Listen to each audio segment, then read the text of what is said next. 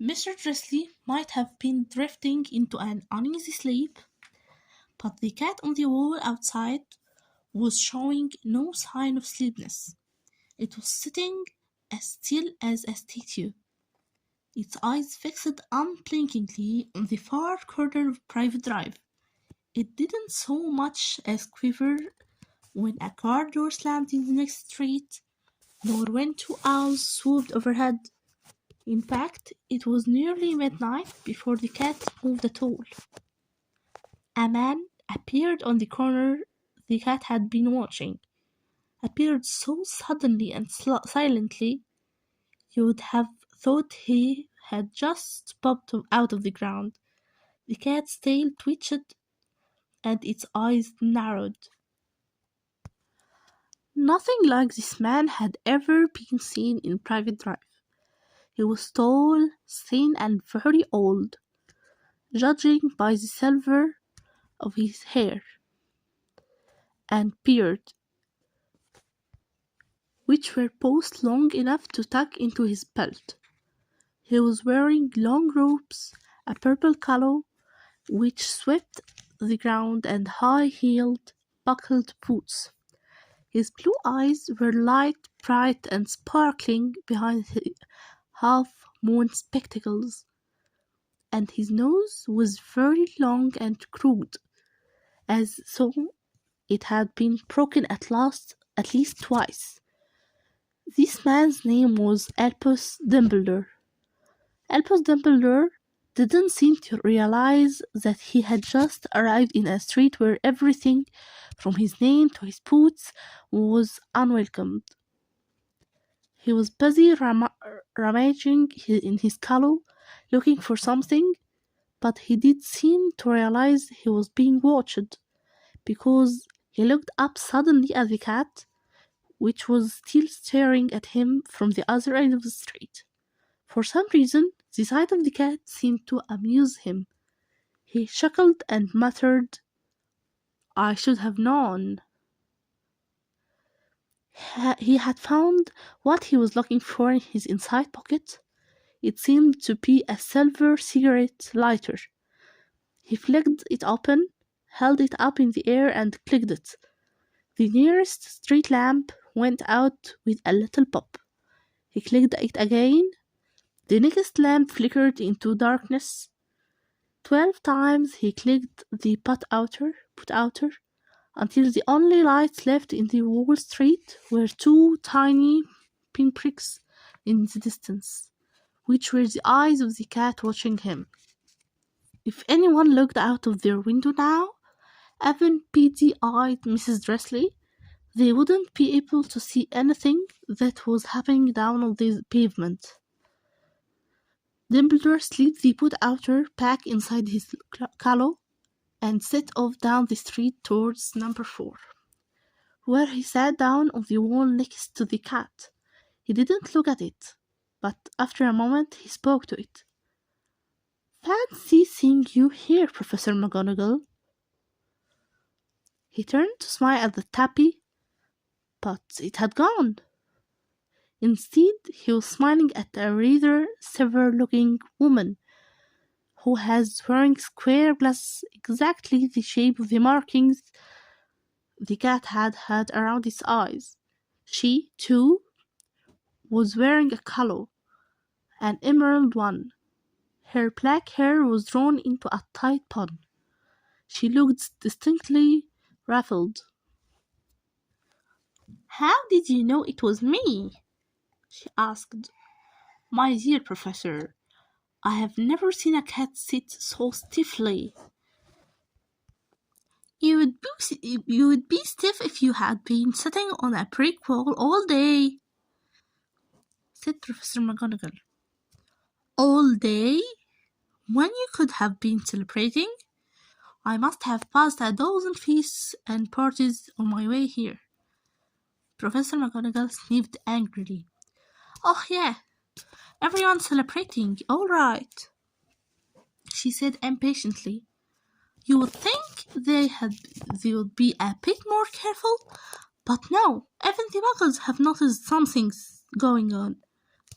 It was on the news. She jerked her head back at the restless dark living room window. I heard it.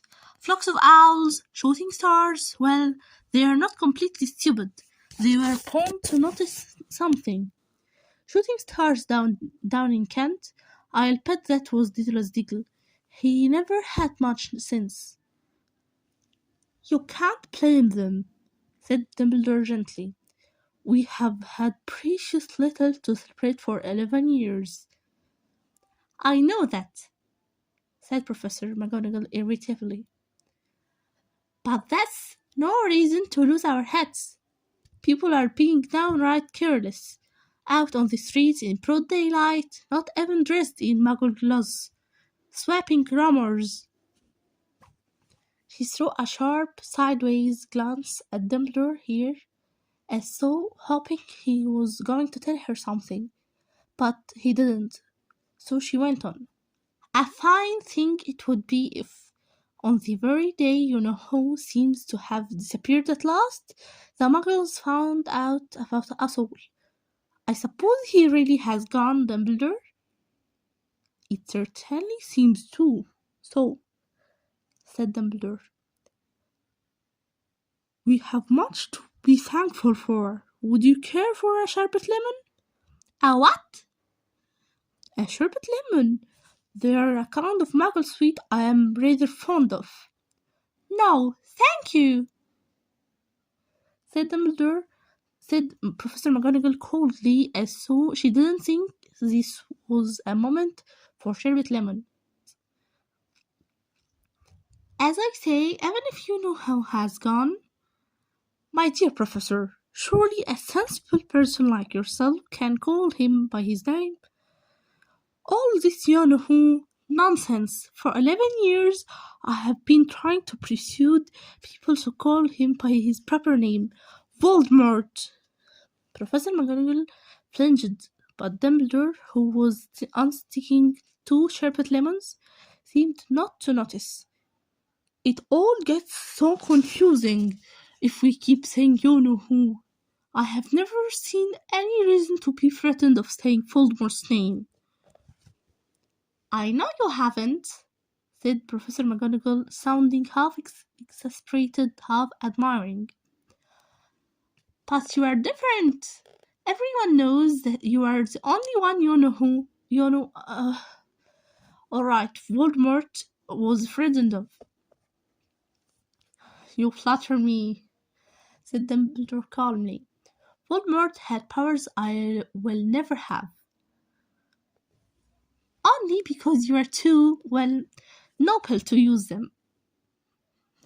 It's like it's dark. I haven't blushed so much since Madame Pomfrey told me she liked my new earmuffs. Professor McGonagall shot a sharp look at Dumbledore and said, The owls are nothing to the rumours that are flying around. You know what everyone's saying? About why he has disappeared? About what finally stopped him? It seems that Professor McGonagall had reached the point she was most anxious to discuss. The real reason she had been waiting on a cold, dark, hard wall all day. For neither as a cat nor as a woman had she fixed Dumbledore with such a piercing stare as she did now. It was plain that whatever everyone was saying, she was not going to believe it until Dumbledore told her it was true. Dumbledore, however, was choosing another sherbet lemon and didn't answer. What they are saying, she pressed on, is that last night Voldemort turned up in Godric's Hollow. He went to find the Potters. The rumor is that Lily and James Potter are that they are dead. Dumbledore bowed his head. Professor McGonagall gasped. Lily and James? I can't believe it. I didn't want to believe it. Oh, help us. Dumbledore reached out and patted her on the shoulder. I know, he said heavily. Professor McGonagall's voice trembled as she went on. That's not all. They are saying he tried to kill the Potter's son, Harry, but he couldn't. He couldn't kill that little boy. No one knows why or how, but they're saying that when he couldn't kill Harry Potter, Voldemort's power somehow broke, and that's why he has gone. Dumbledore nodded glumly. It's true, flattered Professor McGonagall. After after all he has done, all the people he has killed, he couldn't kill a little boy. It's just astounding. Of all the things to stop him, but how in the name of heaven did Harry survive? We can only guess, said Dumbledore. We may never know. Professor McGonagall pulled out a lace handkerchief and dabbed her at her eyes beneath her spectacles. Dumbledore gave a great sniff as he took a golden watch from his pocket and examined it. It was a very old watch. It had 12 hands but no numbers. Instead, little planets were moving around the edge. It must have made sense to Dumbledore, so because he put it back in his pocket and said, Hagrid's late. I suppose it was he who told you I'd be here, by the way? Yes, said the Professor McGonagall. And I don't suppose you are going to tell me why you are here of all places? I have come to bring Harry to his aunt and uncle. They are the only family he has left now. You don't mean... You can't mean the people who live here, cried Professor McGonagall, jumping to her feet and pointing at number 4. Dumbledore, you can't! I have been watching them all day. You couldn't find 2 people who are less like us. And they have got the son. I saw him kicking his mother all the way up the street, screaming for sweets. Harry-Potter, come and live here. It's the best place for him, said Dumbledore firmly.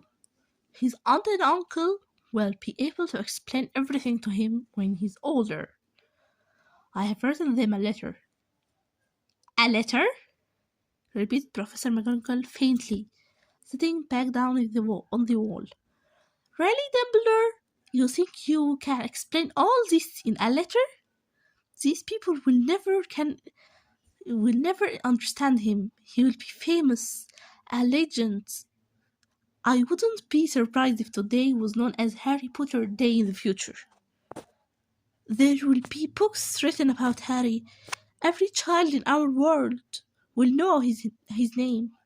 Exactly, said Dumbledore, looking very seriously over the top of his half-moon glasses. It will be enough to turn any boy's head. Famous before he can walk and talk. Famous for something he won't even remember. Can't you see how much better he will be growing up away from all that until he is ready to take it? Professor McGonagall opened her mouth, changed her mind, swallowed, and then said, Yeah, you are right. Of course. But how is the boy getting here, Dumbledore? She eyed his collar suddenly as though she thought he might be hiding Harry underneath it. Hagrid is bringing him. You think it is wise to trust Hagrid with something as important as this? I would trust Hagrid with my life, said Dumbledore. I'm not saying his heart isn't in the right place, said Professor McGonagall grudgingly. But you can't pretend he is not careless. He does tend to... What was that? A low rumbling sound had broken the silence around them. It grew steadily louder as they looked up and down the street for some sign of headlight. It swelled to a roar as they both looked up at the sky, and a huge motorbike fell out of the air and landed on the road in front of them. If the motorbike was huge, It was nothing to the man sitting astride it. He was almost twice as tall as a normal man, and at least 5 times as wide. He looked simply too big to be allowed, and so wild.